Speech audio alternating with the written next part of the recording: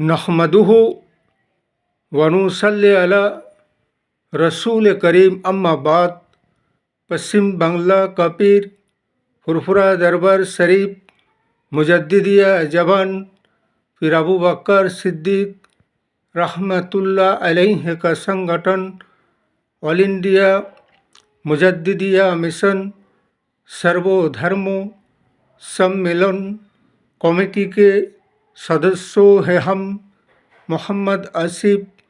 इसके अलावा सर्वभारतीय जातीय कांग्रेस नेशनल इंडिया गठबंधन पश्चिम बांग्ला राज्य कांग्रेस कमेटी के सदस्यों हैं हम हिंदू मुस्लिम सिख ईसाई जैन क्रिश्चियन आदिवासी दलित हम सब है भाई भाई।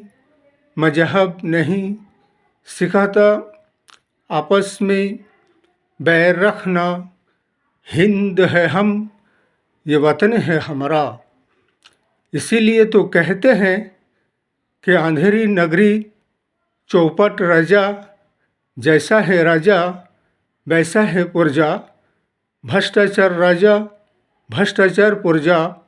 100 में से 99 है बेईमान फिर भी कहते हैं हम सब है ईमानदार। ये मौजूदा शासक दल का ये है हाल।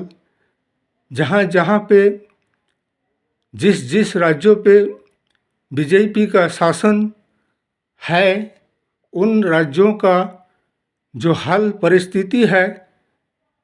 इसीलिए तो कहते हैं कि गोडसे के बेटे और सावरकर की औलाद। इसलिए कि ये हमेशा ही से स्वाधीनता आज़ादी के बाद से ही संविधान की खिलाफत और संविधान की विरोधिता करते आए हैं और अभी भी वही कर रहे हैं और अभी भी वही काम करते जा रहा है। इसलिए कि जैसे कि अभी उत्तर प्रदेश के योगी सरकार जो कि फतेहपुर की एक जमा मस्जिद है जिसका सुप्रीम कोर्ट में मामला चल रहे हैं और 13 दिसंबर को उसकी सुनवाई था। लेकिन सुप्रीम कोर्ट के सुनवाई के बगैर और वो समय टाइम भी नहीं दिया गया जो कि सुप्रीम कोर्ट का क्या आदेश और फैसला आते हैं उसके बाद ही कोई कार्रवाई किया जा सकता है व कर सकते हैं। लेकिन जिसके पहले ही बुलडोज़र भेजकर उस जमा मस्जिद को तोड़वाने का काम करते हैं ये जोगी शासन व्यवस्था। इसलिए कि ये अपने आप को बहुत बड़ा जज और मैजिस्ट्रेट समझने लग गया है। इसलिए कि जबकि सुप्रीम कोर्ट के जज और मैजिस्ट्रेटों ने ये 15 गाइडलाइन जारी किया था जिससे कि जब तक के कोई अवैध निर्माण हो या जायज़ व सही निर्माण हो तो उनके लिए पहले इन्वेस्टिगेशन जांच होगा। सुप्रीम कोर्ट से उसकी इजाज़त और हुक्म नोटिस दिया जाएगा तभी जाकर हुकूमत सरकार उस चीज़ पर कोई कार्रवाई कर सकते हैं। वरना अपने मन मानी तानाशाही से किसी चीज़ का कोई कार्रवाई उस पर बुलडोज़र की नहीं हो सकता है। अगर कोई एक शख्स मुजरिम है तो उसके लिए उसके पूरे परिवार को भी सज़ा नहीं दिया जा सकता है। अगर किसी ने कोई ऐसा काम किया वो मुजरिम साबित हुआ उसके मतलब उसके घर बार बिल्डिंग मकान को भी नहीं तोड़ा जा सकता है। ये सरासर संविधान आइन कानून का खिलाफ है। इसलिए कि उसका फैसला तो हाई कोर्ट सुप्रीम कोर्ट करेगा किसको क्या शास्ति व सज़ा देना है।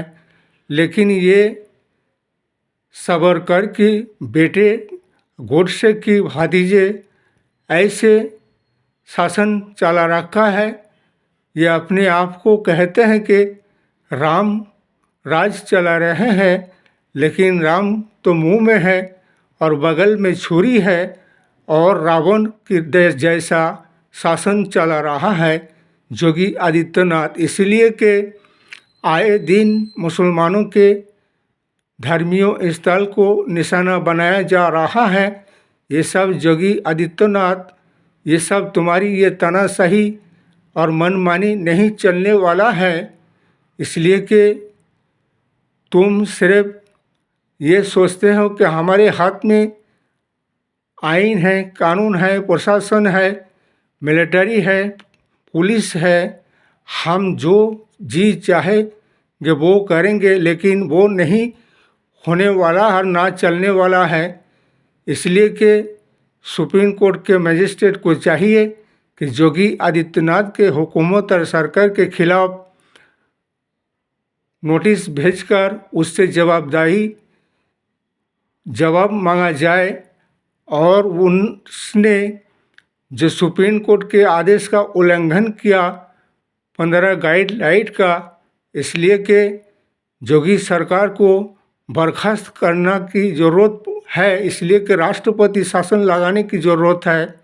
इसलिए कि आए दिन वो मुसलमानों के हर इबादत गाह पर इस कदर आबेद कहकर कभी कोर्ट में केस चल रहा है, बिगैर उसके फैसला आने के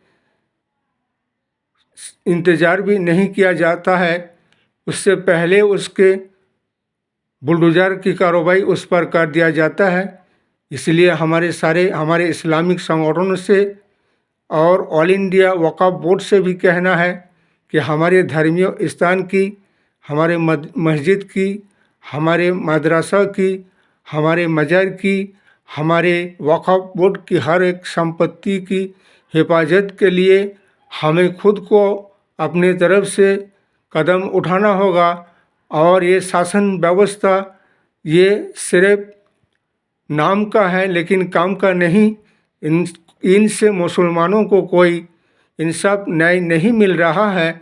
इसलिए ऐसे सरकारों के खिलाफ भी हाई कोर्ट व सुप्रीम कोर्ट में मामला मुकदमा दर्ज किया जाए। और जैसे कि अभी एक इलाहाबाद हाई कोर्ट के मैजिस्ट्रेट होकर इस कदर भड़काऊ भाषण और लेक्चर देता है मुसलमानों के खिलाफ, तो इसके मतलब वो जज और मैजिस्ट्रेट मुसलमानों के लिए क्या फैसला देगा वो तो देखकर ही पता चलता है। इसलिए संवैधानिक पद पर बैठकर संविधान के हत्या करने वाले ऐसे जज को सस्पेंड कर देना चाहिए और जजमेंट के कुर्सी से उसे उतार देना चाहिए, उसके जगह दूसरे जज को बिठाना चाहिए। इसलिए हमारे नेशनल इंडिया गठबंधन सर्वभारतीय जातीय कांग्रेस से भी यही कहना है कि हमें हमारे देश और राष्ट्र को, संविधान को, आइन को, कानून को बचाने के लिए, लोकतंत्र को बचाने के लिए, जनगण को इंसाफ और न्याय दिलाने के लिए आगे कदम उठाना होगा। इस वीडियो को ज़्यादा से ज़्यादा लाइक दीजिएगा, शेयर कीजिएगा, सब्सक्राइब दीजिएगा। जय हिंद, जय भारत, मोहम्मद।